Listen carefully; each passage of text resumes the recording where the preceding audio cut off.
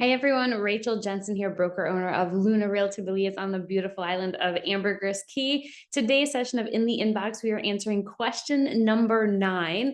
And the picture that you see there on the right-hand side is from Margaritaville. Margaritaville just recently opened here on the island. They're located about 13 miles north.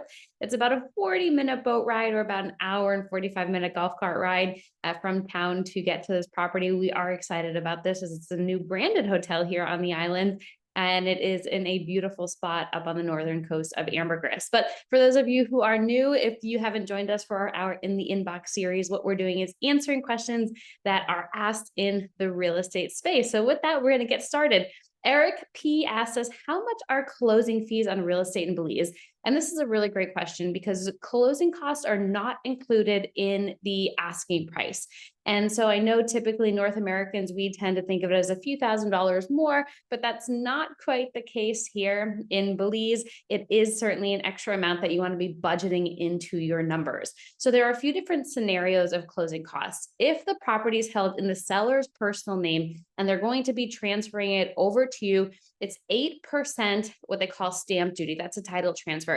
And it's actually a little bit more technical than that. What they'll do is they'll have the purchase price. Let's say it's $350,000, deduct $10,000 US from it, so $340,000. And then that 8% will be on the $340,000. Also, if the furniture is coming in the condo, if it's a fully furnished property, then they'll typically estimate how much that furniture is worth and deduct that as well so that you're not paying the stamp tax on that furniture.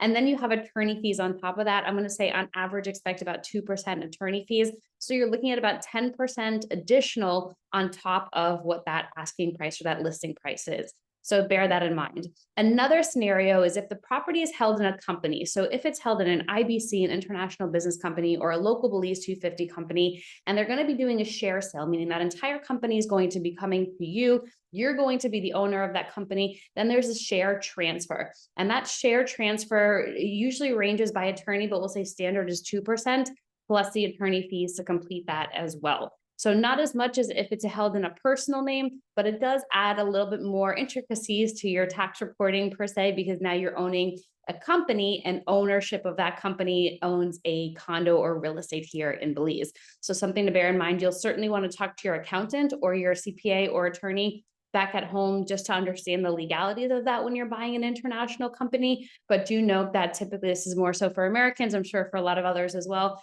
that you will have to declare the international company that you have on your taxes in your home country. You have to fill out a tax form for that. And then last but not least, if you're financing, so this is true if you're seller financing or taking advantage of some financing of some sorts. Here in Belize, in order to register that the property is being financed with an attorney, because we always like to have it registered. So that way, if the seller or if the buyer rather defaults on the payment, then the seller has some legality to it, can take it back.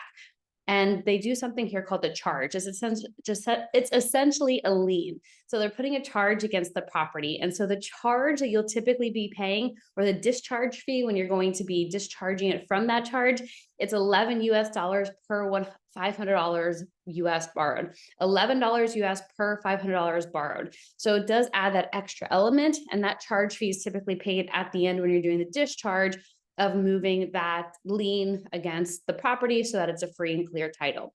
So all of these are numbers that you certainly need to factor in. None of them are included in the listing prices. And so it's really important for you to have a good handle on what prices look like, and just put that into your budget, bury it into your budget. And, just assume that none of the numbers that you see here are included in the purchase price. And then that way there are no surprises at the end. So if you're new to buying real estate in Belize, do reach out to us. We'd love to get to chat with you before you buy property in Belize, because there are a lot of things that you want to know and factors that you want to bear in mind prior to purchasing real estate. Feel free to reach out to us if you'd like a copy of this 12 must-know facts before you buy real estate. You can reach out to us there, info@Luna Realty Belize, info@Luna Realty Belize, and we'd love to hear from you. Again, my name is Rachel Jensen, and I hope you found this series helpful. Bye, everyone. Thank you.